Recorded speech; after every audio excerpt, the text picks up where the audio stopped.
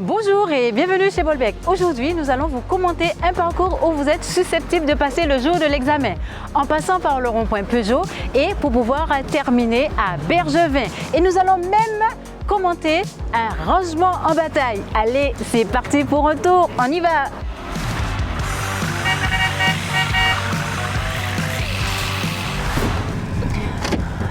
Alors, nous allons nous orienter vers la zone de Bergevin. Nous sommes actuellement au rond-point de Peugeot. Nous irons tout droit à cette intersection. Alors, la particularité de ce carrefour à sens giratoire, c'est que les véhicules arrivent très rapidement. Nous n'avons pas la priorité et lorsqu'on aura pris la décision de dégager, il faut le faire franchement de manière à ne pas gêner les véhicules qui arrivent à gauche. Maintenant, nous entrons dans la zone de Bergevin. À la prochaine intersection, on ira à droite. Je contrôle avant de tourner à droite et je mets mon clignotant. Je regarde le plus loin possible de manière à ce que ma mémoire puisse enregistrer la trajectoire. Je vais tourner à gauche. Si je tourne à gauche, je n'ai pas la priorité. Après avoir contrôlé, je vais mettre mon clignotant pour pouvoir tourner à gauche. Alors, ici, les voitures sont garées sur le bas-côté. Je reste attentive pour tout véhicule qui reculerait, une portière qui s'ouvrirait, un piéton qui risque de me surprendre. Donc, je regarde le plus loin possible. Je vais poser mon regard le plus loin possible. Donc, il y a une voiture qui effectue une manœuvre, pour l'instant qui ne me gêne pas. Entre-temps, je contrôle à droite et à gauche. À la prochaine intersection, je tournerai à droite. Toujours contrôler avant de mettre son clignotant.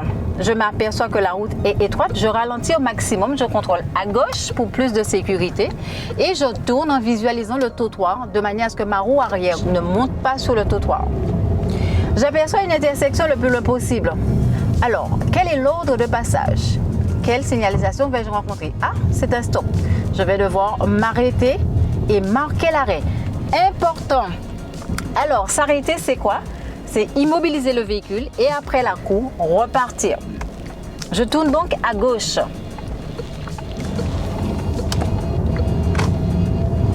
Alors, tout juste après cette intersection, je vais rentrer dans un parking à droite. Parking à sens unique.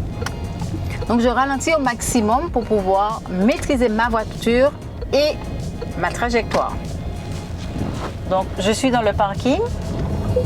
Et on peut vous demander de faire une manœuvre à gauche. Donc pour pouvoir faire la manœuvre à gauche, surtout contrôler dans le rétroviseur intérieur, extérieur gauche, suivi du coup d'œil latéral et se placer carrément sur la partie gauche de la chaussée. Pourquoi? Parce que c'est une route à sens unique. Et c'est seulement sur une route à sens unique qu'on peut se permettre de manœuvrer à gauche. Alors, avant de faire ma manœuvre, je vais analyser autour de moi. Alors, l'analyse, c'est quoi? Regarder devant, s'il n'y a pas de voiture qui arrive, pas de piéton. Regarder à droite et à gauche pour voir si un véhicule ne va pas quitter son stationnement. Faire un coup d'œil dans l'angle mort pour voir si tout va bien. Pas de piéton, pas de véhicule qui quitte son arrêt. Après avoir vérifié autour de mon véhicule, si toutes les conditions sont réunies, je peux commencer à manœuvrer. Donc, je mets mon clignotant à gauche. Donc, bien sûr, pour pouvoir faire une manœuvre, on a etc. de points de repère. L'important, c'est de comprendre sa manœuvre. Alors, je vais commencer à faire ma manœuvre. Je vais prendre mon premier point de repère. Comme je vous le disais, il y a etc. de points de repère. Le plus important est de comprendre ce que l'on fait pour pouvoir réussir. Et au fur et à mesure que je tourne mon volant à gauche, je renouvelle mon contrôle. Super important, j'insiste bien là-dessus. Je me retourne, je regarde derrière moi en vision directe et de temps en temps vers l'avant. C'est super important. Quand on recule, on se retourne, on regarde derrière soi. Toujours, on analyse à quel moment que la voiture arrive en ligne droite par rapport à l'environnement. Ensuite, on va redresser le volant tout en reculant, en regardant derrière de temps en temps dans ses rétroviseurs. Mais l'objectif principal, c'est derrière. Avant de mettre le point mort et tirer le frein à main, il est important de vérifier si son véhicule est parallèle au véhicule à l'arrêt ou encore si son véhicule est parallèle au marquage. Donc n'hésitez pas à regarder autour de vous.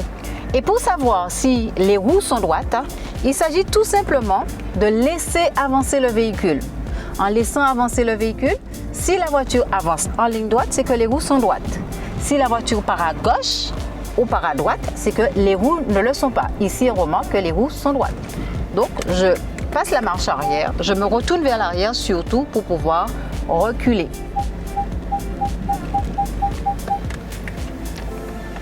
Très attention, on vous a dit qu'on était sur une route à sens unique. Pour pouvoir repartir, on ne va pas vous donner de direction, on va vous dire on repart.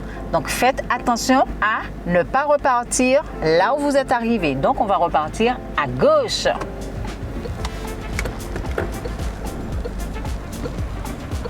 Et je me positionne sur la partie droite de la chaussée. Toujours on roule à droite. Alors c'est terminé pour aujourd'hui. Rappelez-vous, 2 mots à retenir, observation, analyse. À très bientôt, on se retrouve pour un prochain épisode de C'est parti pour un tour.